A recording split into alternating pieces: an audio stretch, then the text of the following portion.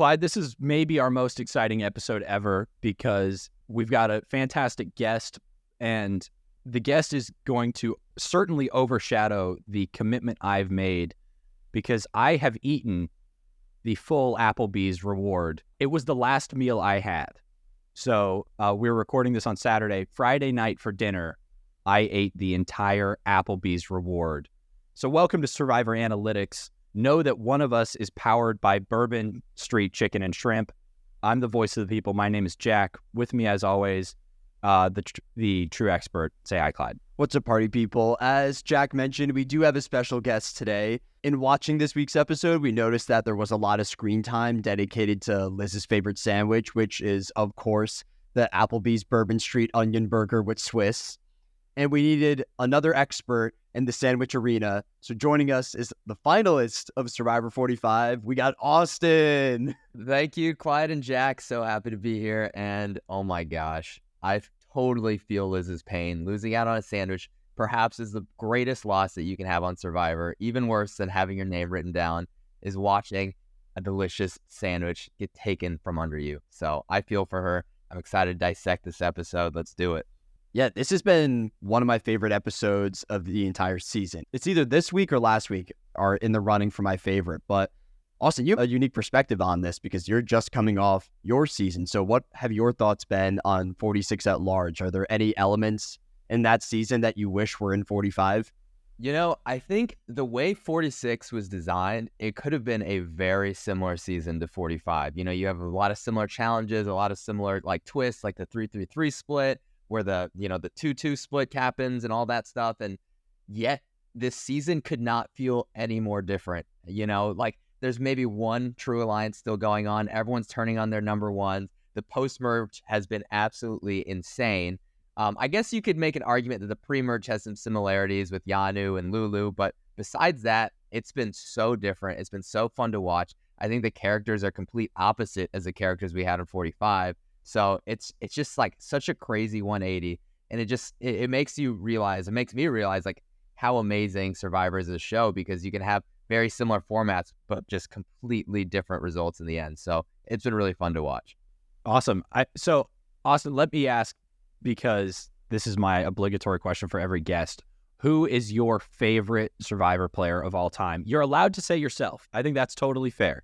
You know, I didn't consider that, but my answers stayed the same ever since I've watched Tocantins. It's got to be Coach. Ever since. He's just hilarious. I mean, just pure comedy gold. I don't know how it would be playing with him, but watching him is a fantastic experience. I love him. And I think it's a great answer. You know, I remember, like a few episodes ago, there was that whole thing where Mariah was like, my favorite player is Aubrey, and that got her sent home in a way. So I think Coach is a great answer to say, no matter the situation. He's a great character. He's non-threatening. Coach is my favorite player. Did you say that on your season? Did players talk about past contestants? Yeah, we would all talk about our favorite players and who we liked and whatever. And I would say Coach a lot. When people ask me what I wanted to play like, I'd say like Woo, just because it'd be the easy, obvious kind of like comparison. But no, Coach. Coach is truly my favorite player, and it helps that he's less threatening than some of the other favorites out there. That's a great pick. To kind of give you a little bit of context, I've seen every season, and Jack is watching every season for the first time on the podcast. So he hasn't seen Tocantins yet, but that's one that we have in the queue for down the line. But that's definitely one of my favorites. I'm excited to show him just for the Coach Exile episode. I think it's like one of the best episodes in the history of the show. Yes. Yeah. For my audition tape, I had that like sequence, a few screens of it posted, like printed out, posted on my wall. I did like a recording in front of it. Oh, that's so funny. Okay. Worshipping Coach Wade. Wait, so I also want to ask you, kind of going along with players, like past players and current players, Jeff Probst just announced that Survivor 50 will be returning players. So I'm assuming, and you can tell me if I'm wrong, if you get the call, are you down right now? Oh, yeah. And you know what? Of the 700 past Survivor players, I think like 690 of them are down. If you're crazy enough to go one time and you've done it, why not go a second time? You know what it's about. You can survive it, Yeah. And who would you campaign for from your cast outside yourself? Is there someone on 45 that you think deserves another chance? Wow. I mean, there's a lot of people who went way too early. Obviously, if I had to pick one person to campaign for hard, it'd be my buddy Drew. Like, we've got a really genuine friendship that's lasted way past the game. So like, I would campaign for him for sure. But there's so many good pre-merge players who deserve a second chance. I mean, Sabaya, like, we can't forget about her. She would be an excellent player to come back for sure. Sifu's always entertaining too. So I felt like the world didn't see enough of him, but I'd campaign for most of my cast. I think they're such hilarious people. I think it's awesome that you say that, because I think that's a big difference between 45 and 46. I think a lot of the people left on 46 would not say that about their fellow contestants. Yeah. I think I think you're right. the vibes are a little bit different. I think the Vibe tribe, right? Everybody from that tribe would probably pull for each other, but Yeah. I don't think anybody on Yanu or Nami would, in hindsight, endorse one another. No. But Nami was. I'd be shocked if anyone endorses another player on that tribe. well, should we jump into this episode? Yeah, I'm down. I don't think we even prefaced this. We're talking Survivor 46, episode 10. This is an exciting episode. We're starting the episode off with some intense vibes from Liz that really carry through the whole thing. Liz came out of episode 9. She was outside the vote, outside the blind side. And that's where we start off, is we've got Liz unhappy and we've got Q on the outskirts. Everybody comes back to camp. We have a lot of night vision on this season. The two themes cinematically of this season seem to be a lot of night vision and the longest drone shots into challenges possible, right? Those two things are, I feel like those cameramen felt neglected on 45 and they're getting more time on 46. But in the night vision, Q is off at his little exile campsite, right, on the beach, and Maria goes to talk to him. I thought this was a great early move, her willingness to keep him in conversations, right? How did you guys feel about this? I feel like Maria, clearly her head is so in the game constantly, and that's a move where it's so easy after you come back from tribal council, just like lay in camp and be like, oh my gosh, the day's over. It's already late. At that point, it's maybe like 10, 11 p.m. You have to wake up in the sunrise in 7 hours or whatever. You just want to like relax, be like, okay, that's over with. But she's still playing. She's still going. And that, being able to like stay up late and do stuff at night really gives you an advantage. And, on my season 2, it's like there'd be people, we'd wake up in the middle of the night. And even though it's so hard to do that, like doing moves like that is really what I think will set your game apart. So I thought that was excellent of Maria. I feel like we're seeing it more on this season than on your season. There's a lot more. Charlie said a few episodes ago, if you get up at sunrise, that's when the action happens. I feel like we're getting a bigger window into those conversations this time. I think Maria excels this entire episode beginning to end. She controls the vote later on. And I think by connecting with Q here, that later enables her to orchestrate the vote against Tiffany. It's interesting because Q is almost the opposite of Maria, where she's actively trying to build these connections. It seems like he's kind of forfeited the game at this point. He now fully expects to make it to the end solely by winning challenges. We have a term that we always use on the podcast, which is meat boys, which are, the prototypical challenge guys that go home in the early merge. But Q has embraced that role more than any other player that we've covered because he's seemingly neglected the other parts of the game and going all in just on the physical side. His game has got some crazy range. I mean, in the beginning pre-merge, it was him trying to call every single shot, and now he's literally laying on the beach just waiting for things to happen to him, but it's working. So it's pretty crazy. And like, back to Maria, you're right. Like, her being in the game and making that move ended up being why she got to go to the Applebee's reward. She got information there. Like, that, like, little plays like that can really snowball into something truly meaningful. Yeah, and as the season continues, more and more, I'm hoping for the Venus Liz Q final tribal. I don't think it's very likely, but I have no clue who wins in that scenario. I think we could get like a crazy split jury vote. Wow. That is the dream scenario for a chaotic audience, right? Yeah. Like, that sounds great. But so with that tone set, we do have an animal shot. This is something else we love here on the podcast, Austin. We love it when there's an animal shot that's symbolic. In the early morning, we have a bunch of birds flocking, and we have Kenzie, Maria, and Ben discussing a TIFF blindside.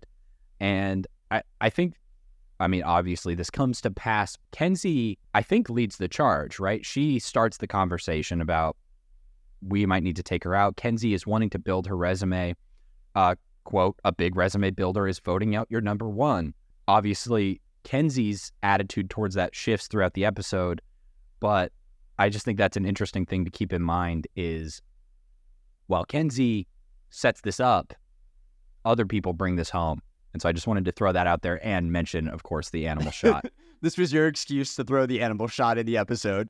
I love the animal shots, man. I hope there's some editor on Survivor who's like, thank you, Jack. His job title is strictly animal shots. Well, with Kenzie, like we kind of talked about this last week a little bit too, but everybody's eager to flip on their number one ally in the game. And I want to get your thoughts on this, Austin, because it seemed like from the edit, you kind of had a different philosophy where you were willing to keep players like Drew and Dee way deeper into it all. So it's true. For 45, I was not ever going to vote out Drew or Dee. And my thought was, and kind of like the whole Reba 4 philosophy, and that kind of like brought us so far in, was like, we all genuinely felt that a final 3, if we were in it against anyone else in the Reba 4, we would all have like a good shot because we did a really good job of splitting who got to decide what vote and like who had the power in which different situation. We had such different games with like, you know, I had the advantage in idols and got information. We had Drew who was like doing really well with the strategy and really like helping map out the path forward. We had, you know, Dee and Julie really great at connecting with different people and just making them feel comfortable. So we had our different roles. We felt like we could each explain our own roles individually. And no one was trying too hard to step on anyone's toes because we were trying to work together. Clearly, this season is very different where even within an alliance, they're trying to fight for the power within that alliance at every single move that they can get. And I think it's very clear to every side in each of the alliances that like it's truly an individual game throughout. Whereas for the Reba 4, it was like, this is a team game until we can get to maybe final 8. Then we tear each other up kind of thing. So I think with 46 is from day one, it's like we're playing this for ourselves, and that kind of shows with how the alliances are treated, I think. With, I think, one really notable exception, which is Maria and Charlie. Their alliance seems, I mean, maybe cracks are going to show, and I'm sure they have to show a little bit eventually, but they are in lockstep. And I think it's a testament to both of their games, how one little bit of stability in a very chaotic game makes a huge difference. Yep. I mean, essentially, it feels like they have twice the amount of power as anyone else because they are this biggest, like, tight voting block throughout the season. They have so much power, you know, and like, I've talked about this with some people in my cast. Like, it feels like in Survivor, it's like whoever has the tightest, biggest alliance is whoever is going to be most successful. And this season, that's only 2 people. You know, for our season, it was like a 4-person alliance. This season, it only takes 2. So it's awesome to see that from Maria and Charlie, and I'm curious to see if that stays throughout the season because, I mean, I looked a little bit into that Next Time on Survivor segment, and it looks like there's a chance that there's going to be a little rift between them. So I'm wondering if that's just like some editing work or if that's actually what's about to happen next episode, but I'm excited either way. So do we want to go to the first challenge? Yeah, the reward. Let's head to the Applebee's segment of the episode. The reward itself, man, it's just a classic new era challenge. Obstacle, sandbags through a tunnel. I wrote down sandbag tunnel is the new knots, right? All that's doing is slowing everybody down.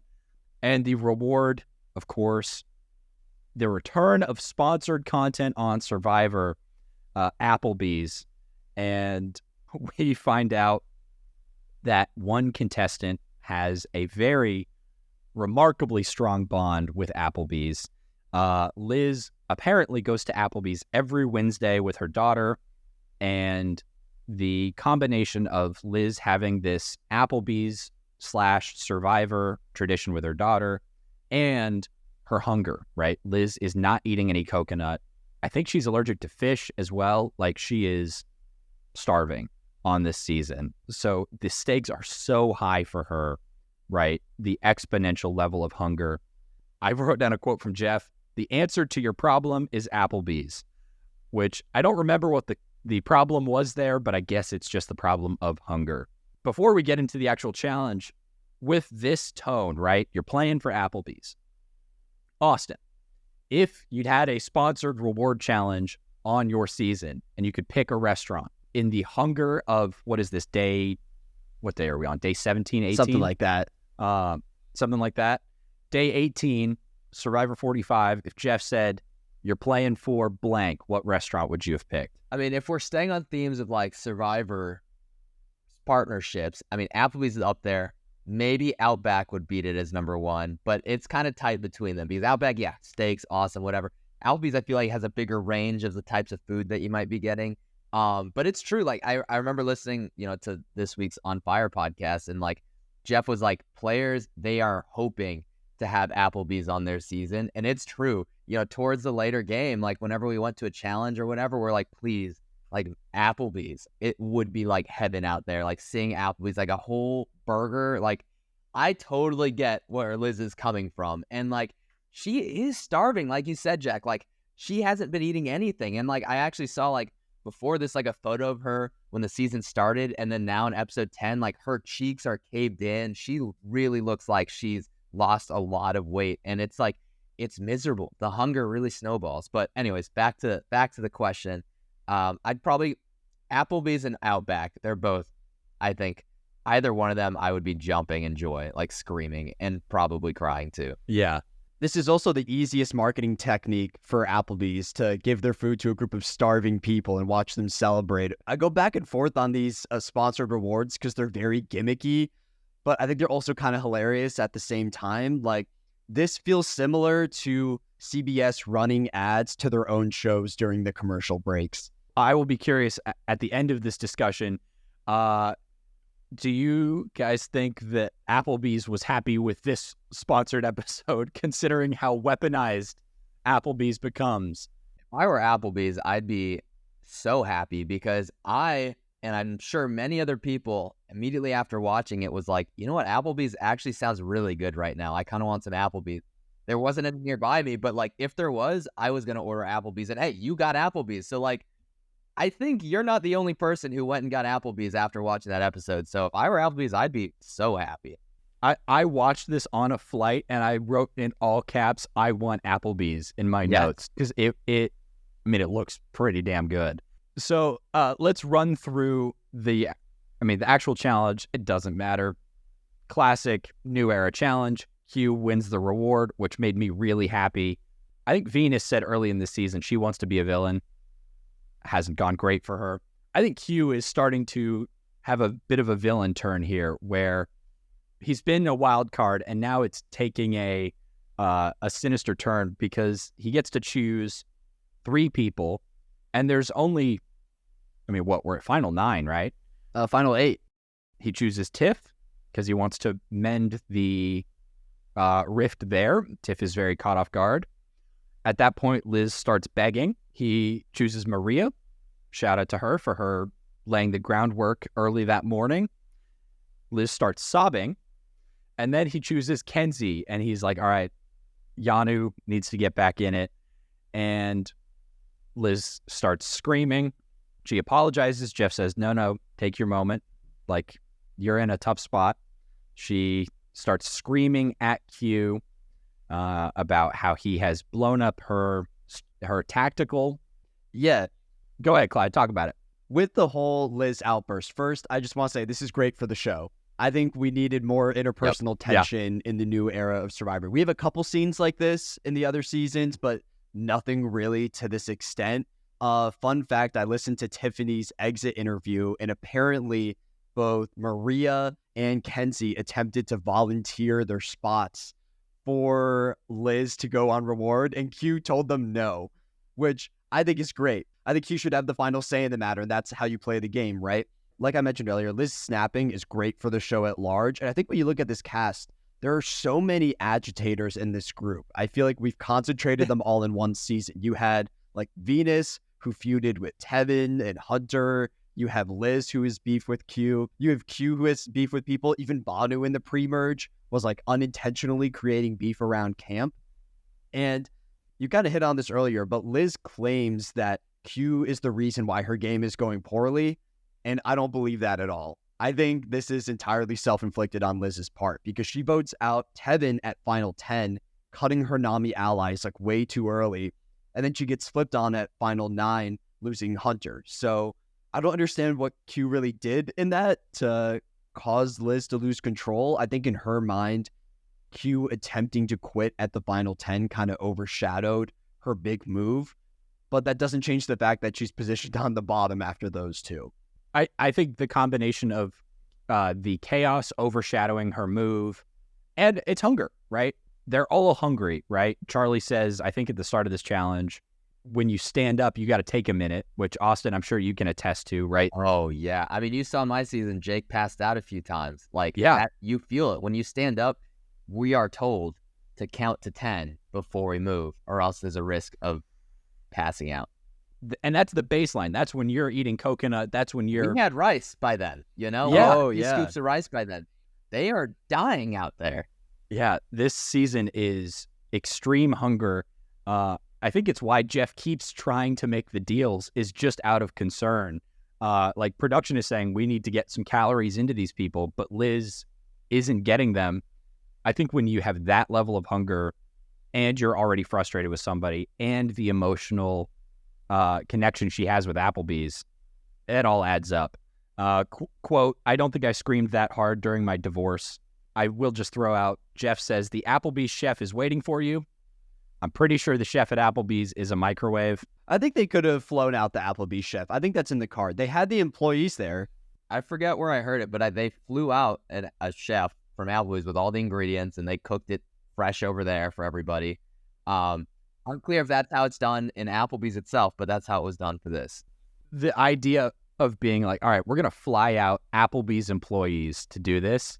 I would love to be that Applebee's employee. Like, hey, you get a week. You're flying to Fiji. You have to make one meal, and you get to be in Fiji for a little bit at Sanctuary. That's how we'll know that we've made it, when we've infiltrated the Survivor reward. We could be the people that welcome them at the Sanctuary. I forget what they say.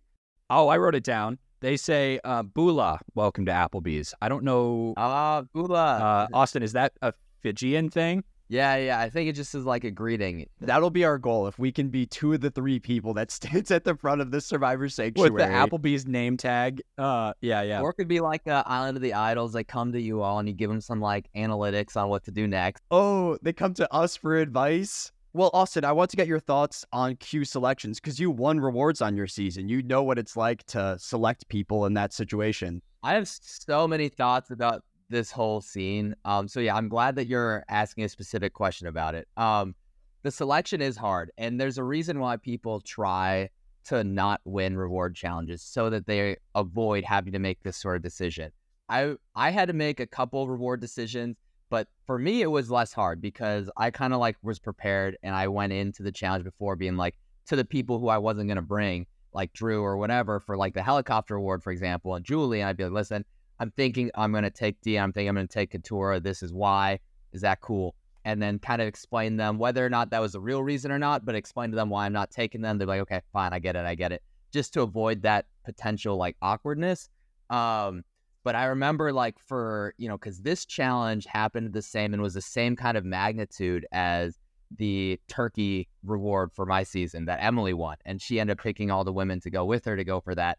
And I was really close to winning that next to Emily. And at the time I wanted to win because I wanted to eat. But in hindsight, I'm really glad I didn't have to make that decision. It would have been really tough.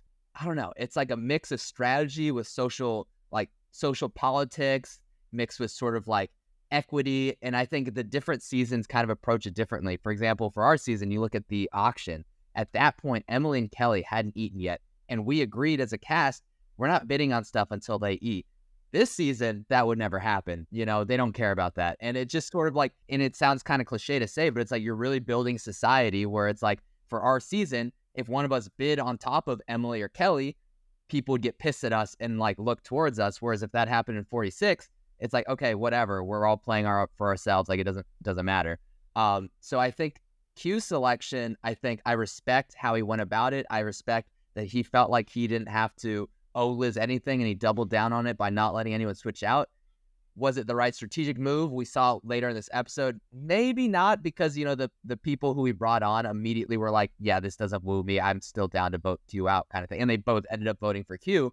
So strategy aside, I respect how he did it. I don't think it was the right move, but I respect that he stuck to his move. So if you're in Q's shoes at this point, who do you pick? Oh, I'd take Liz. Really? First, Okay. easily. Yeah, I think I would take Liz first. I think for Liz, this is something that could truly make a difference in how she appreciates you and respects you. This could be a jury vote in the end. This could be enough to make her swing one way. She was already out of the votes last week, so why wouldn't she work with you this time if you gave her all this food and you talked to her all nice and everything like that? And I saw in a secret scene for this episode, Liz was campaigning to be brought to this reward before the reward even happened. I think she was talking with Ben and a few other people by the water well, just begging them to take them. And I think at the point where she was picking who was to go, everyone felt like Liz should be there too. So I don't think it would have not caused any waves at all. It would have kept everyone happy. And it would have lessened the talks about how he's a villain and needs to go. Obviously it worked out kind of this round. He didn't get sent home, but yeah, two people who we brought on the award ended up voting for him. So I don't think they were the right picks. Do you think that if Q had done the nice thing, right? If Q had a little sprinkle of that 45 magic of just decency, right? Communal, equity. There's a lot of bad blood towards Q for his chaotic play, for the weird quit stuff, the drama last week with Jeff bringing popcorn, right? Q has brought a lot of negative energy into this tribe, into this camp. Would that be enough, right? Or would it just start the rehabilitation for him? Is he too far gone? I think he could redeem the relationship with Liz. I think that's on the table. But then again, I feel like I don't know that much about Liz in general. I feel like she was buried more in the edit for the first half of the season. And when she is highlighted, it's surrounding the Applebee's sponsorship. So as far as I know, based on what's been presented on screen, I think if Liz gets taken on the reward, she has to complete 180 on Q. And then they go skipping off to Applebee's together after the show. I was going to say, I'm not sure if it would be a complete 180 immediately. I feel like it would help. There's a chance of it being a 180. And even if there's a 10% chance of that 180 happening, I think it's worth taking that. I can see why he didn't. I mean, she did vote for him, and it's hard to be buddy-buddy next to someone who wrote your name down immediately afterwards, even if it could be the better move. Do we want to go to the back to camp, to the sadness, or do we want to go to Sanctuary where good things happen? I'm good to knock out the losers first. I feel like less things happen over there. They talk more about the Applebee's sponsorship. Liz has her whole flashback segment, and I was excited to learn more about her life outside of Survivor. And even in the flashback, they insert more Applebee's. I think there's shots of her and her daughter at the Applebee's getting that one specific burger. And other players seem to be upset with Q as well. Ben especially is mad at Q for not taking Liz on this, which really surprises me. Yeah, it almost feels like this anger with Ben has been brewing for a while, and it's only now kind of showing, because he had some strong certain words about Q. He was Q is a villain, he needs to go down, blah, blah, Q's a villain. I felt like this had been growing and growing, and it just hasn't been shown until now. So I'm kind of curious where that storyline goes. Ben is such a rock-on character that the fact that this has pulled negativity out of him, right? It has taken a while, and it's a testament to how far Q has gone. Yeah, I'm curious. Yeah, if this is just being shown now, what all did Q do to make Ben feel this way? Because from the edit, it's hard to, it's is it just not picking Liz? It doesn't feel like that's enough for Ben to just hate on him that hard. I'm sure there's more that's been happening, and maybe more is going to come to light. I don't know. I don't think much else happens with the losers. Venus is also there. Side note, Venus does not get a single confessional this entire episode at Final 8. Really?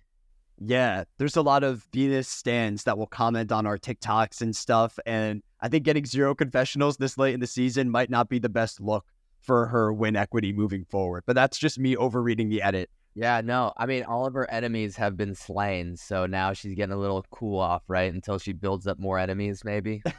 Yeah. Yeah, she's in the enemy rebuilding phase. Yeah, the transition. There's so much in this episode. There's such big personalities that have developed basically parallel to the strategy, right? There's the whole Tevin, Hunter, Tiff, Kenzie, Venus strategy side. And then there's Liz and Q, right? Liz and Q are just kind of in their own category of their strategy is kind of there, but they're playing a much more emotional game. And that gets a lot of screen time this episode. I think we get a Venus confessional if Applebee's hadn't been the sponsor. I think if it was Outback and Liz is like, I'm hungry, but I don't have a connection to it, or maybe she goes to Outback on Tuesdays, but I think we get more screen time and Venus shows up. I think it was just a availability thing, less than I don't know why I'm siding with the Venus stands on our TikTok, but because I'm not a huge Venus fan, but no tactical strategy other than none of us like Q in the hungry camp. Yeah, it seems like they're setting up a little smoke screen to the eventual blind side for this scene. Yeah. Well, that's Q the entire season. He's the perpetual smoke screen of the cast. Yeah. He's been the fake boot, 3 weeks in a row now? Oh my Yeah. gosh. And I'm like mentally preparing for whoever finds the idol next week to become the target as they pretend to vote out Q and knock them out instead. And then it'll just be the same trend until there's no more idols remaining in the game. The one thing I'll throw out here before we go to Sanctuary is when Maria comes back from Sanctuary and she checks in with Charlie. He's like, well, we all just don't like Q. There's no groundwork. He basically, when the One Alliance gets back together, it's all about what happens in Sanctuary, right? So let's go to Sanctuary where good things happen. Is it time for Bula? Welcome to Applebee's. Is it time for my review? Oh, yeah. Before the review, I just want to say one thing where I had a fun bit planned for this segment because I noticed all the Applebee's employees were wearing all black in the middle of the summer in Fiji. So I was thinking, oh, it's probably brutally hot outside for them. I wonder what the temperature was that day. So I did the research online to see if it was like 100 degrees when they were wearing the uniforms. And it was the most anticlimactic research I've ever done. It was just 85 degrees in Fiji that day. I got so excited for this big reveal on the podcast and it accumulated to nothing. So I'm ready for your review, Jack. That's the most Survivor analytics thing ever. Let's figure out what the exact temperature was on Fiji. I think those people on screen were producers and production and not Applebee's. No way. You're saying we have to get 100%. behind the cameras if we want to be at the Clyde, Survivor Sanctuary? Clyde, did you think they flew out Applebee's waiters? Yes, along with the chef. No, that would be insane. Maybe they did. I don't know. But Did they look familiar? Did you recognize them? you know, when I was playing, I deliberately didn't really look much at production, so I did not at first. But I was told that the main waiter people were big old production people who've been working on Survivor for a while. But I didn't recognize them, so hopefully that doesn't get me in trouble. Okay, so there's still hope for us. Here's what I think they do, okay? It's like when, for a symbolic retirement, an NBA player signs a one-day contract so they can retire with their favorite franchise from their career. A Survivor producer signs a one-day contract with Applebee's so that they are technically an Applebee's employee serving the food. That's what happened there. So the food, they are eating I should pull up my receipt here. It's the sampler platter of the appetizers, the Bourbon Street chicken and shrimp, it's actually the Bourbon onion and mushroom burger, something like that. And then they have an Oreo milkshake and a shark bowl. Oh my gosh. This show is not sponsored by Applebee's, so I feel like we should be making some money off of this. I was not able to get the shark bowl or the milkshake delivered. So instead I got a chocolate lava cake. Oh. And I got a side salad because I felt really unhealthy ordering all of that food, right? I'll say this. I ordered this. I had it delivered to my house in D.C. I had to have it delivered from Virginia Shout out to the delivery guy who drove over an hour. Uh, Oh my gosh. An hour total, like, or each way? one way. Oh No. man. I tipped really well. I'll say that. The delivery fee was actually like 50 cents, but I tipped him and he was super nice. I mean, I met him at the door and he was like, here you go, enjoy. Like, I kind of expected him to be like, what are you doing? Are you okay? Why are you ordering this Applebee's from Virginia? I wonder if he got a bunch of Applebee's orders like the past couple days. Like, yep, just another one of these Applebee's. Like, He seemed unfazed by it. So I'll say this. In the episode, we see the contestants feast, get full, and they do not touch the Bourbon Street mushroom Swiss burgers. Having tried to eat all of this food, and I shared it with my girlfriend. So I was not eating it all alone because, you know, I haven't been starving for 18 days. Even sharing the food, by the time I got to the burger, I took a couple bites to taste it. It did go untouched where everything else was cleaned out.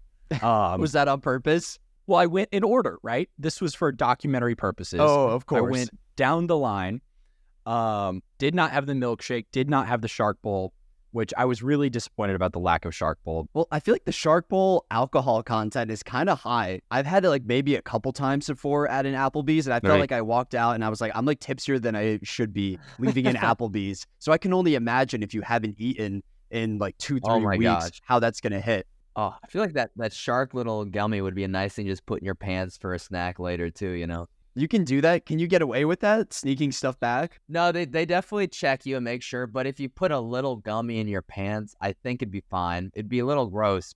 Okay, so just to run through it really quick, because I'll do a longer review for the TikTok. I didn't film myself eating the whole thing because that seemed gross, but there will be a TikTok about this. Classic combo was really good. Fantastic, 10 out of 10. The mozzarella sticks, once I reheated them, were pretty good. Wings were great. Artichoke dip, fantastic. That would have been so good on the island, I'm sure. Quesadillas were fine. I was not crazy about the chicken and shrimp, but part of that was it was a little cold and it didn't reheat super well. See, that's the item that would be most exciting out there, like the protein. So Austin, you have a reward with food, right? Yeah, I probably ate the most on my season. You know, I got the Mergatory, I got tacos, I won the barbecue Yes. reward, the charcuterie board, and a slice of pizza, and the final 3 breakfasts. So like I was eating. I was still miserably hungry, but yeah, no, I luckily had a lot of food. What was the best meal that you got? Maybe I need to do like a food tier list, but it's hard. I mean, the best feeling was that first meal that I had, which was Mergatory, and that one was just like everyone wants to be a part of the Merge Feast, and like we were really hoping it'd be like a classic. Everyone gets together and eats together. When we found out only half of us were going, like we expected it, but it sucked. But like being a part of that half, it was amazing. Like every time I went to a reward, I ate until like one crumb before throwing up was my goal every single time. Was to like actually just stuff myself as much as possible right before I threw up. And each time I went on a reward, I got better at that and was able to get closer and closer to the point. And I never threw up. So, Yeah. That was going to be my next question is sometimes you see those contestants who are starving and overdo it. So I did not eat the mushroom Swiss burger. I did have a bite. It is sitting in my fridge. It is going to be my lunch after this.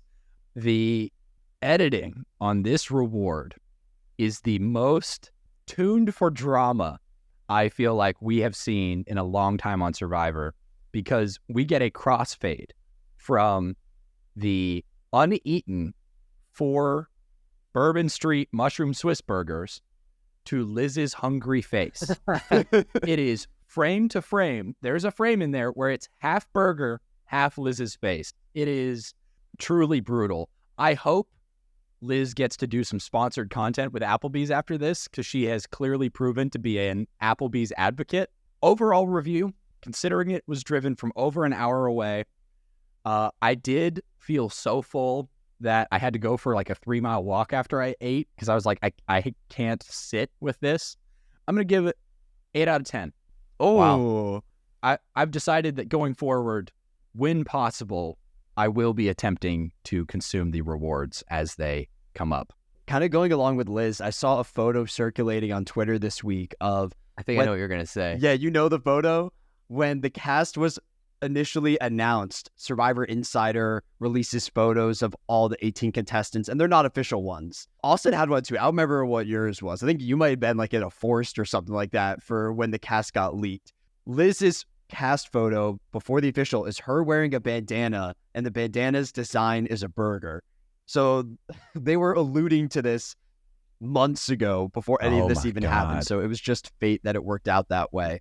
There is a lot of like foreshadowing that could not have been planned. Like I was listening to one of her preseason interviews too, and she was sort of saying like, I've experienced hunger. I know how to not eat. My castmates, they won't know that. I can't wait to watch them starve and complain about not being able to eat and stuff like that. And it's just like she was ripping on these other people for like, you'll be able to laugh at them as they can't eat. And then, yeah, it was just all this like crazy foreshadowing, like that like isn't even edited. It's like, this is actually real. Like, what the heck? Yeah. But other highlights I had from the reward, Tiffany hops in confessional and says, quote, Applebee's is the spot. And I can just imagine the camera guys behind with like the cue cards, having her read them out for the episode. The only other thing that I really want to talk about was Q's positioning, where he walks away from the other three players to go on a walk, similar to Jack after feasting. And maybe that's a tip for you to not leave the other contestants after the reward, right? But they immediately start to plot against him. And I want to hear your guys' thoughts on this. Are we at the point still where Q is a liability, or do you feel like the perception of him is now shifted to an easy beat in the end that people will want to take deep? Because I feel like I keep going back and forth. I think it makes sense that the Yanu women are trying to vote him out because they share a lot of this pre-merge story with him, and then perhaps he may be viewed as the one who was in charge of the pre-merge decisions and would be able to get credit for that to take him to wherever or something. So it makes sense, I think, yeah, for Kenzie and for Tiffany to go against him. But it is true, like every single round for the past 2-3 rounds, he's been shooting himself in the foot, and it's just like harder and harder to see a path for him to win. But I could also see him going off at Final Tribal Council. And like, I think it'd be scary to go against him in Final Tribal Council, even if you know that you played a better game than him, because he might just go at you and be super aggressive and kind of like push like, no, you didn't do that. Like this happened. This happened. Like, and you know, like, who knows? I feel like he would make stuff up too. Like, why wouldn't he? So like, he's just such a mysterious, like, entity where it'd be, in my mind, safer just to not have him next to me in Final Tribal Council, even if I think I could beat him.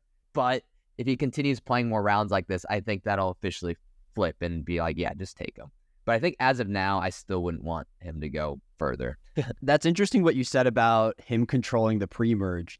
Do you feel like people in Final Tribal care about that a lot? Like that's one thing that we don't see on the viewer side is players highlighting their pre-merge games at the end. I think when, you know, like if a final three happened with Kenzie, Tiff, and Q, or just two people from Yanu, and like, I think they will be trying to pitch their pre-merge game, be like, hey, I brought them here because I did this, this, and this. If it weren't for me, they wouldn't have even made it here or something like that. Or like, I could have voted this person off pre-merge, but I didn't. And I don't know. I think if you're going in Final Tribal Council against people who weren't in your pre-merge tribe, then it doesn't matter maybe because they won't really care and it won't really differentiate you too much. But you know, I think at that point when you're going against people from your original tribe, then you will use that as a point to differentiate. I think it'll be interesting to see, right? Q is a realtor, right? He's a salesman in the real world. He actually, shout out to friend of the show, Olivia, for sending this. He was just named a future leader in real estate. So he just won another real estate award. I have to imagine his Google SEO is getting much worse because of this show, but clearly he's a great salesman, right? He's the number 2 salesman in the country in the power rankings, he said preseason. The question of, will he be able to sell his own behavior as a strategy, right? Because some of it feels like he just makes a decision in the moment and then is backpedaling, right? His declaration to, you know, his first time of saying, I might quit, you guys vote me out, back before the merge. He said in confessional back then, this is intentional. It's a red herring. The second time, post-merge, I think he just pulled that on the spot and then had to justify it.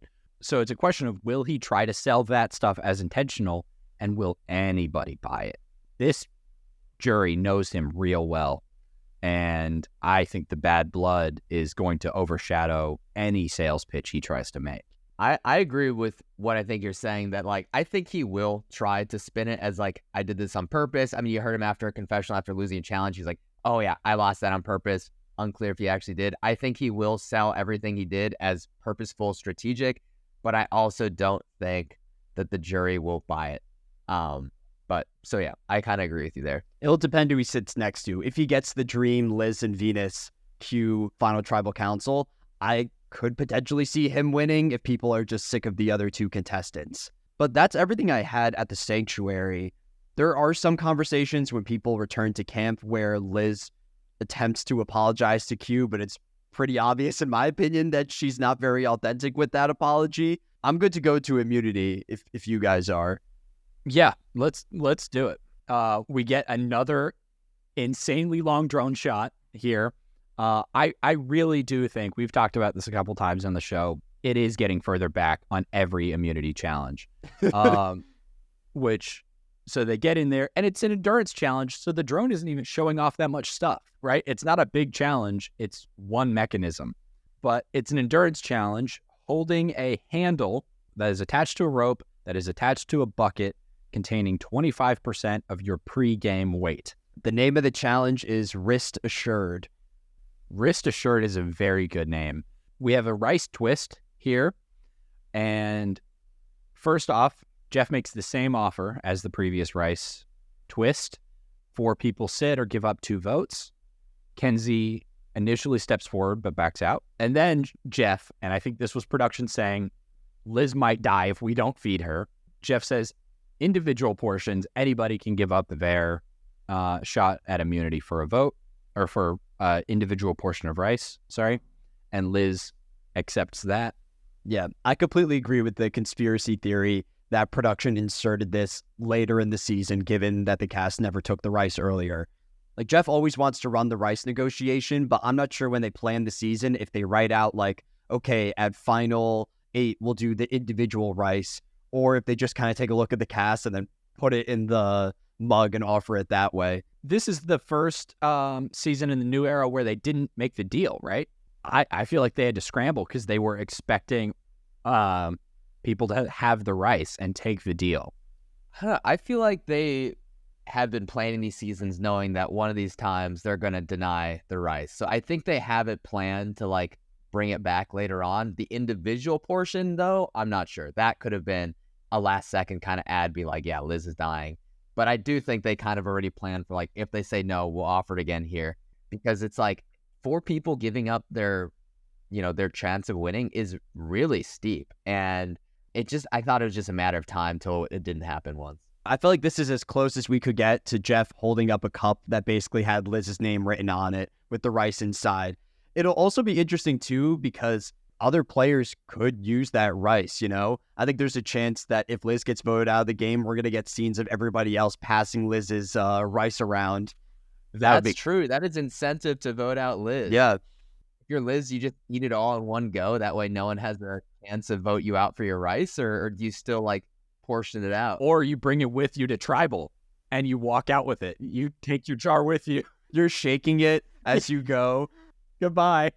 It'll be like an Angelina sweater moment, the jacket, but people will be asking her for a rice if she walks out. She tried to make a fire this week. I think we get scenes of her with the flint, which puts Liz on fire-making watch as well. She could be the final 4 fire-making loser, but it didn't go too well, at least for this week. Some highlights I have from the challenge. Ben says, let's hope To Cradle does not rock, I think is what I wrote down. He says rock almost every episode. And when he says that, they run an electric guitar sound effect in the background. It was a very like Coach-esque edit with the eagle screech on his season. I'm wishing we get a little more strategy from Ben, though, like hearing his thoughts. Right now it's mainly music, rock, and now we're hearing Q is a villain. So like I'm really curious to hear more like behind the scenes of what's going on in his head, and I'm hoping that'll pick up. We saw this episode, Liz had a big pickup.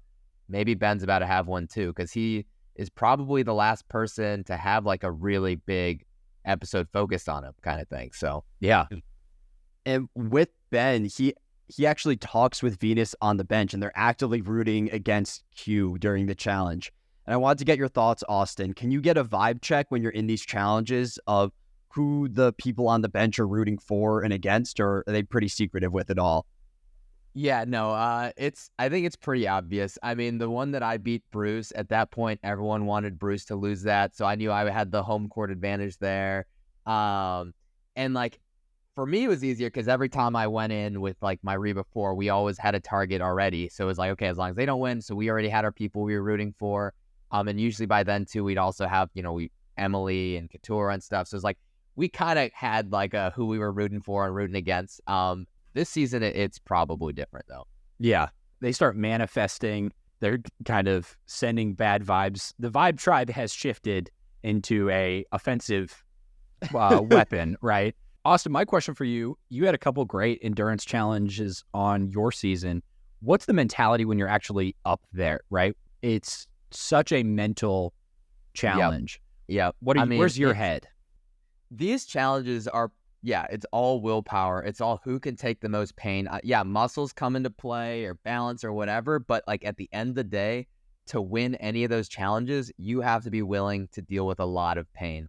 So it's just like mentally preparing yourself, trying to figure out any way to like move the pain out of your head while also staying focused enough so you don't like, tilt one way or like slip or something like that. So you have to focus on what you're doing while also distracting yourself and trying to just like not show it on your face, not shake. So you're just like thinking of anything that you possibly can while also like having 30% of your brain making sure that you don't like screw it up somehow. But yeah, it's pretty much you're just trying to disassociate because it hurts. Every single one of them. Did you train for any specific challenges before going out there? I mean, I did general training, like I did a ton of dips. So the one that I won where I was like, holding with my shoulders, I felt like I could go another 20 minutes and that one was set. But being as an alternate, I would have done a lot more training. Like I had plans, like if I was told that I was going to play, I'd drop out of school and I'd spend like hours every day working. Yeah. Grip strength is one. I want to do a lot more climbing. I wish I did that. I didn't really do that. But yeah, I think for me, it was like general training. I did a bunch of slide puzzles. I did like some swimming. I practiced holding my breath to see if I can hold it longer and longer. But yeah, different people have different strategies. And I agree. I think to Charlie's point, I think forearm strength is one of, if not the most important muscle groups. I think shoulders is another important one. Legs in general are really important too. So, that was awesome to see that he's been trained that for 2 years. 2 years of grip training. And I'm surprised I guess it's because he said it this episode, but back-to-back challenges, back-to-back community wins for Charlie, right? Both on his grip strength, Who would have right? thought Charlie challenge beast of the season? Pretty impressive. And when Q's breaks, they show it in slow motion.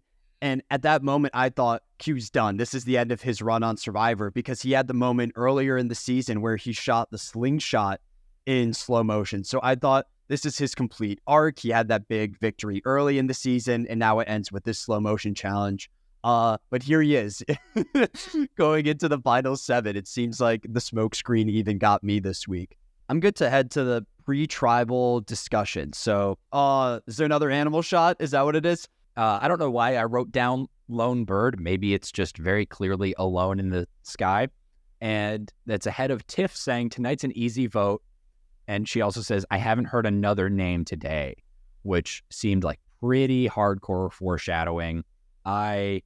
Even though there's so much anti-Q beef, Tiff's obliviousness right out the gate after this challenge felt like, is she really that oblivious? Maybe not, but the edit sure is setting it up. But so go ahead, talk about the plans. Yeah, we got 2 plans on the board. One is a Q elimination because it's another week of Survivor and he's always on the board. The other plan is a Tiffany elimination, which has been hinted at in the edit for a couple weeks now.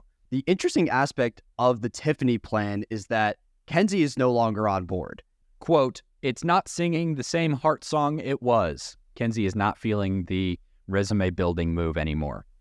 And this is where Maria hops on the offensive and she says, we need to make this plan happen without including Kenzie, which I think is a great read because if you put Kenzie in on this plan, she's going to get all the credit, even if Maria is the one that orchestrates it, just based on her relationship with Tiffany throughout the season. I was just going to say, it was very interesting how the editors decided to show that whole like beginning part of Kenzie being like, I need to get Tiffany out only for her not to be able to do it. And like, we'll get into that later, I'm sure. But like, when we talk about winners and losers, but yeah, it's just, I wonder what that says about Kenzie's game to be left out of that so visibly. The big question now is we need to get 5 votes together to eliminate Tiffany. And we already got 4. We have Ben, Maria, Charlie, as well as Q. And we need a 5th. Their options of who to rope in now are either Venus or Liz, because they've already said they're not going to bring in Kenzie. Who do you guys think would have been the best person to rope into that situation between Venus and Liz? I think they made a good play bringing in Liz because Liz clearly was outside of the vote last time and wants to reestablish herself within the game, I think. So being able to be A, on the right side of the vote, B, help pull off a blind side, I think that steers her back to the right direction, where then now next episode, she might feel like she has more social capital.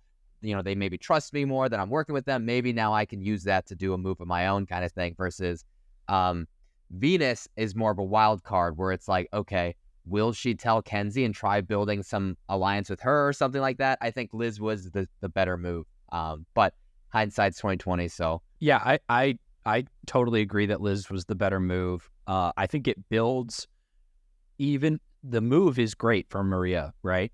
But the actual voting out, the blind side, that's a big resume thing. I think for the final tribal, the fact that Maria will be able to say, in the episode where Liz and Q had the most visible and dramatic beef of the new era, I got them to work together on a vote.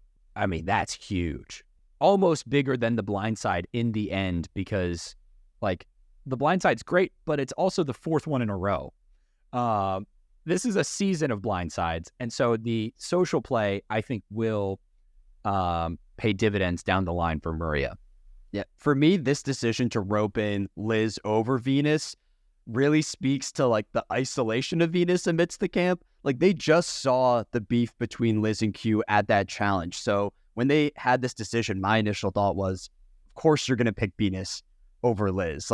I didn't know Venus was perceived as such an outsider that she was not worth roping into this. I'll also say that with this vote, Kenzie is still my winner pick for the season. Well, now Tiffany was my winner pick, but, can't be Tiffany anymore. Because I feel like so much of the edit this week focuses on Kenzie getting left out of the plan as opposed to Maria and Charlie orchestrating the vote. The two of them still get credit, but throughout the entire tribal council, we get shots of Kenzie with her mouth open, acting surprised as Tiffany's walking out the doors. That's a good point. And throughout the season too, we've heard earlier on, one of the really early episodes where Kenzie's like, at some point I need to get Tiffany. Got to make sure I get her before she gets me. So this has been a storyline that's gone throughout the season and just comes to an abrupt end. So that is really interesting. But I do think the edit really has been highlighting a lot of Kenzie stuff. So I would not be surprised if she won either. I feel like most winners have some kind of title when they win, and Kenzie is known as the mermaid dragon of the cast. It's similar to Erica in 41, who was the lamb that became the lion, or Sarah in 34, who was the cop that played like a criminal. To be a Survivor winner, you need a tagline of some sort. And I don't know if players like Venus or Liz have a tagline other than Liz having the sponsored Applebee's logo right below her name. Well, Liz is she's been on 200 podcasts and she loves Applebee's, right? I guess that doesn't have a good ring to it. I have one question ahead of Final Tribal Council, which is, does Q have a winning combo left in the game? Y'all were saying Liz and Venus potentially. I think you can maybe at this point throw Ben into that mix too as people that he has a potential chance against, depending on how they tell their Final Tribal stories. We haven't really seen from the edit Ben take over a vote or lead any charge there. Venus has a lot of enemies on the jury, and Liz kind of has been shown to always be kind of like not able to get her plan working. Versus Q does have some moves under his belt, albeit they were like quite early on in the season, but he still has stuff that he can talk to, and he can also talk about like, I was on the block every single week and yet made it through. So I think in a final tribal with 3 of those 4, I think he has a decent shot at winning, but it's unclear. He might have pissed people off too much. Yeah, I was about to say, with Venus, I think he could have a winning pitch. Liz, maybe. With Ben, I wonder if this is a much more personal, and I think the energy coming off of this jury every time they walk in is petty, right? They don't walk in happy to see their old friends. They're walking in with poker faces, and I wasn't on the podcast last week. Was it called Tevin's Runway? Because Tevin was dressed up really well. Yeah, he had a great fit last week. Tevin's got some serious I hate you people energy. Yep. And I wonder if even with a lack of resume, if we see a Q and Ben final tribal, everybody loves Ben. That's a good point. He has a really good social game. I don't know if anyone said a bad thing about Ben this season. I don't think he's done anything to deserve a bad thing, right? But so I just wanted to throw that out there. Clyde, do you see a winning combo for Q? I do, and I think it is that disaster scenario. And I'll say this, if Q wins the season, the legend and narrative of Q as a player completely shifts. Like, we have other chaotic winners similar to Q, like their actual gameplay is stronger, someone like a Tony, but a player that creates disruption at camp. And if you win at the end, people will look back at you and think like, oh, you were creating chaos on purpose. Like, what a great move. If Q wins, the casual fan will see him in a way more positive light. I'll probably still be lower on him because he genuinely attempted to quit the game at Final 10. But I'll just be arguing with people in comment sections 10 years from now as I try to tell them, like, listen, Q is not as great of a player as you think he is. But if he wins, he's got $1 million, and I won't have $1 million or a million hearts at the end. So that's one thing he'll have over me, right? Should we go to tribal? Yeah, I'm all set to head there. Liz says, my favorite quote, I apologize to Q. It doesn't mean that I'm really that sorry. And she had a confessional earlier in the episode where she was so proud of herself saying, oh, I deceived him with my apology. And she just kind of gave up on that right at the last minute. Yeah, she fully admits. I mean, the anti-Q rhetoric in this tribal is... it made me start to wonder if I watched episodes 9 and 10 back to back to catch up. And so I was in blindside mode for the whole couple of hours, right? And the anti-Q stuff is so overwhelming in both tribals that I started getting into like the mindset Hunter had last week, which is this too much? Should I be paranoid? Is this legit? Austin, did you feel like, oh, we're doing this again? They're running the same play again? Or did you think this is really it? Q is gone this time. I was skeptical that Q is going home. I mean, maybe I'm also looking in the edit too much, but I felt like when the episode started with everyone being like, Q's got to go, Q's the worst, blah, blah, blah, I was like, something's telling me that's not what's going to happen. I had no idea that it was going to be another Tiffany blindside with an idol. I thought that was an option because like they have been very threatened of idols all season. And it's kind of crazy now 3 people have been voted out with an idol in their pocket, which is like, is that a record? I mean, that's pretty crazy. It's like idols are almost curses at this point. So like, I feel like whoever finds this next idol is gonna go home with it too. That's just how I think that this season is. Like, if anyone catches wind that you have an idol, you're targeted. But yeah, something told me Q wasn't gonna go home, but like I still had no idea what was gonna happen. Clyde, is that a record? I don't know the number off the top of my head. I'll say if Q finds the idol, we have the ultimate paradox where Q is the perpetual smokescreen, but the player with the idol in their pocket always goes home. They might shut down the show if Q ends up finding it in that case. But I think I was leaning towards a Tiffany elimination. I feel like people have been talking about eliminating Tiffany for a while now, which was surprising. I feel like she didn't have a tangible mistake in her game. I feel like her biggest mistake might have been trusting Q with information on the idol. Because outside that, like, I thought she played strong beginning to end. Potentially the best Yanu game of the people remaining. Well, and nobody talks about, when they talk about the Tiff vote, Kenzie talks about it as, I need to flip on my ally, right? Everybody else is fixated on the idol. I don't think the rest of the game, rest of Tiffany's game matters, because if she has an idol, it gets her really close to the end. She is a physical threat, right? I mean, her performance in the challenge this week, I think her mental game in that challenge, should go back to it because we didn't really talk about it. She drops so suddenly from being a statue, right? I think she literally went until her body gave out on her. Tiffany just drops. And so her physical threat is very much there. And the combination of an idol and heading into final 7, right? That's the danger zone for sure.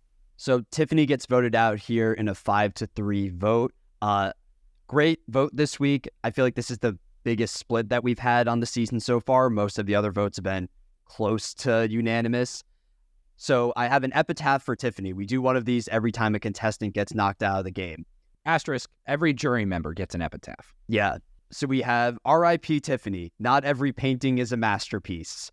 Wow. Whoa, poetry. She was on my fantasy team this season. She was my first round pick. And I do feel solid with the Tiffany pick. That was a great looking pick. back at it. Do you think we'll see Tiffany come back and play again? I'd love to see her return. I just think it's difficult when it seems like 50 is going to be so competitive with 1 or 2 people per cast.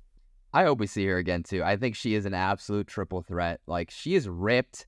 She's got strategic chops. She's good at getting in with everybody. And yet, I think also if she comes back to play again, she's not going to be immediately labeled as like the biggest threat on the island. So I think she's in a really good position if she does play again. And I hope she does. Yeah, she was really entertaining. Yeah, she could have a Sarah Lucina-esque run from Game Changers where she's not as high on people's radars going into the season. Yeah. Yeah, I mean, especially when she was a strong player who, in the end, comes away without much of a resume, right? She found an idol, didn't play it. She made it to Final 8. She survived one of the worst tribes in Survivor history. All of that is impressive, but it doesn't give her much of a strategic archetype going into a second season, right?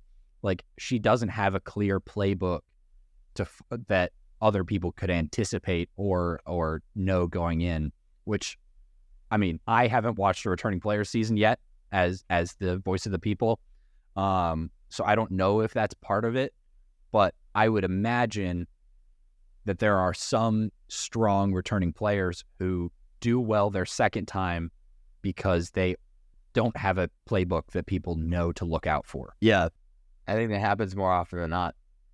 So before winners and losers, I want to note that the 46 jury is now at half capacity. We have Soda, Tevin, Hunter, and Tiffany. Austin, I want to get your thoughts on this. Like, how do you envision this jury in the end game? Like, what aspects do you see them prioritizing, and how would you contrast that to the 45 jury?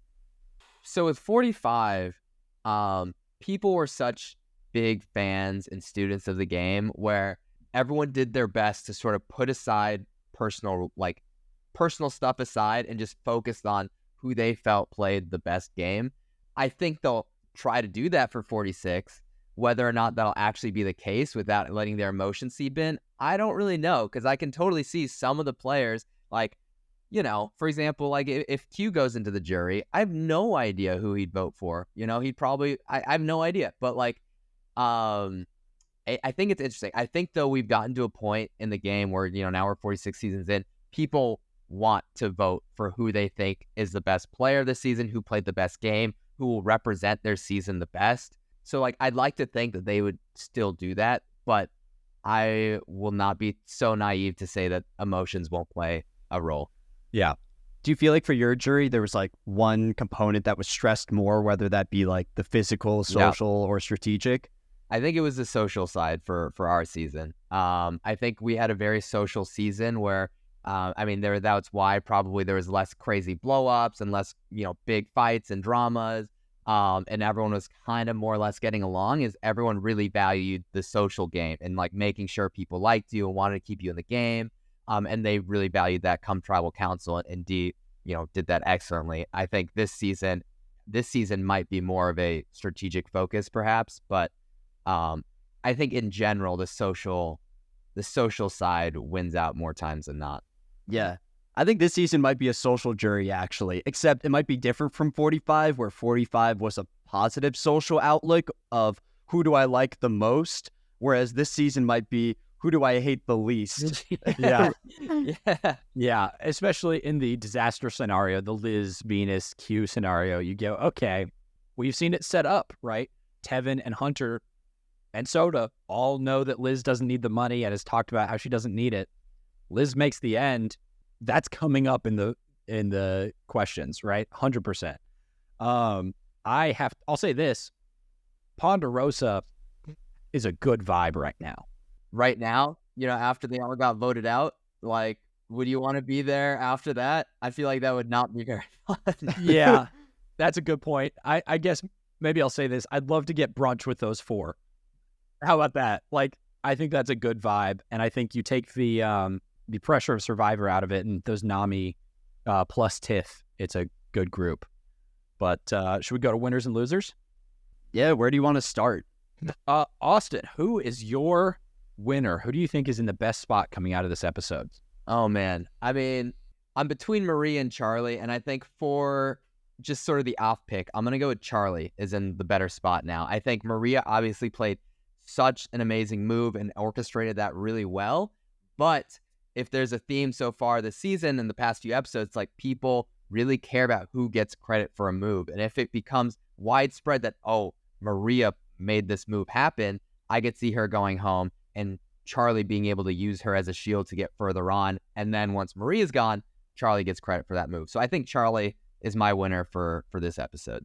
I mean, I'll jump in. I had the exact same thought. Is Charlie is in a fantastic spot. Double immunity wins, right? Back to back. He's in the one alliance, which we've certainly covered today, is so important on this season. And he's in the deputy spot, right? The deputy's in a great position to take over next week or in weeks to come. So, wait, so you also gave it to Charlie then? I also gave it to Charlie, yeah. What? Maria's the one that directed the vote, and neither of you guys gave it to her? I'll give mine to Maria. I think this is well-deserved. There we go. I figured you all would do Maria, so I'm like, okay, I'll do Charlie. Everyone wants to be a contrarian, right? Well, it's clear that it's that alliance, though. And it's a question of within that, who is the one who wins out. But because I think this is the first time in the season where Maria really gets a leg up over Charlie. Because especially in the pre-merge, I felt like Charlie was able to convince Maria to knock out a lot of her pawns before he had to do the same. Like she knocks out Jem and Mariah in back-to-back rounds, whereas Charlie was able to keep Ben around. So if the two of them make it to the end, and I kind of doubt that will happen, Maria can highlight this move as a bigger stamp on her resume as compared to Charlie's. Plus, she was compared to Denise earlier in the season. Dee was compared to Amber in 45. So if the edit is consistent, maybe that's a sign that Maria could be headed towards a win. And I think she'd be a great winner if it all worked out that way. I'm ready to head to losers then. Yeah, Austin, who is your loser? Oh, I'm picking first again. Okay, well, you want to pick last? We can switch up the order if you want. I have 3 losers, so I'll pick whichever one y'all don't pick. Yeah. Okay. Clyde, who's your loser? And we'll let Austin pick whoever's left. Well, we could have the disaster scenario where we pick 2 people that are not on his loser Austin's list. Got 3 losers. We got 2 other people. Yeah, we can give losers to over half remaining players then. My loser's Venus. It's for the reason that I mentioned earlier, where she was invisible in the edit this week. She was left out of the consensus plan. And I think looking to the final tribal, she's already fighting an uphill battle given the lower quality of her social game. So her main way to overcome that social deficit would be running the game from a strategic perspective. So she has little margin for error, and getting excluded here might work against her in the long run. So I think she has a spot waiting her at the end as a zero vote finalist based on her gameplay as well as her perceived bitterness after the season, where I follow her on Twitter. And she is not happy, it seems, with a lot of the dynamics going on the island. Yeah. I mean, I think that's a fair pick for sure. I'll say my loser is Kenzie. Your biggest opportunity for a resume builder did not sing the same heart song it was. She brought it up first and then plants the seed and then lets somebody else harvest it. That's a tough spot to be in. We also found out this week she does have merch, which is a red flag for a Survivor contestant, right? If you're selling merch, there's theories that, well, that's going to hurt your odds down the line. I should have brought my Carolyn merch in here. How about you, Austin? Do you have one left, or do you have three left? Yeah, I have one left. So you both picked my other two losers, and my third loser of the week, I think this is actually my number 3 one, but I gave it to Liz. I just really don't see a winning path for her anymore, and I think that blow up was like, it hurt in multiple levels. I mean, one, you just very clearly show how pissed off you are, not just of Q, but of everybody there, how much you don't like any single one there, how much like you hate Q. There's no, like, that did not help anyone be like, oh, I think we should keep Liz longer. Maybe it's like, oh, maybe we can take her to the end because she's not going to get a vote maybe, but like, and what made it even worse was that afterwards she's like, Q, you ruined my game, you blew up my spot, like I was doing these moves, now I have nothing. So like, you admit to the future potential jury that you've done nothing, where you could have held that to your chest and later on been like, actually what I was doing things behind the scenes, or like, this was actually, I feel my move because of this and this. But instead she admitted to everybody, I've done nothing, I got outplayed, and now I have nothing. So I think that kind of shot herself in the foot too. So I have her as my third loser. And I think the edit hypes up that outlook from you, Austin, where typically when the edit wants you to feel bad for a contestant having a breakdown like that, they'll run the orchestra strings in the background. And when Liz has her breakdown, it's dead silent. Like, the editors wanted that moment to feel like tense and a little bit awkward for the viewer, which is not great for Liz's outlook on the final tribal. It's painful, that silence, right? Like, that is going to be like top 10 most memorable moments of Survivor history. I feel like that was insane. That was so raw. So many things happened to it. Like, that was crazy. Oh, you got an honorable mention? Oh, well, my honorable mention, this is another thing we do sometimes, Austin, is I do an honorable mention and Clyde does a dishonorable. So how about we do those, and then if you have something to plug, we can end with that. Perfect. My honorable mention goes to Aaron, my Uber Eats driver, for driving over an hour to deliver my mostly still hot. There was ice cream with the lava cake, and it was still ice cream. What? Yeah. I mean, it guy is a hero, and anything for content, right? So shout out to Aaron, my delivery driver, who I should have told to listen to the podcast, but that's my honorable mention this week. My dishonorable goes to my time and dedication for going through all the effort of figuring out the exact weather in Fiji on the day that those employees wore the all black outfits to find nothing interesting. Not every search like leads to a big conclusion at the end. Sometimes it's kind of a dud. But I was going to say that on the pod regardless because I'd already put all the hours towards it. But yeah, Austin, thank you so much for being on. Do you have anything to plug? Anything for listeners to check out? I guess you could check me out. I have a YouTube channel, so you just search my name and check me out there. But that's pretty much it. Yeah. Awesome. Great. And now if you go on Survivor 50, you can give us a shout out to, return the favor. Yes. Yeah, exactly. We'll see if they would include that if I had a confessional saying that. But I'll give it a shot. We've made enough jokes about Jeff and Botox that might not make it through the edit. Yeah, I don't know if we're high enough up with CBS, but thank you so much for listening this week, Austin. It's always a pleasure. And catch us next week where we'll cover episode 11 of Survivor 46. Sweet.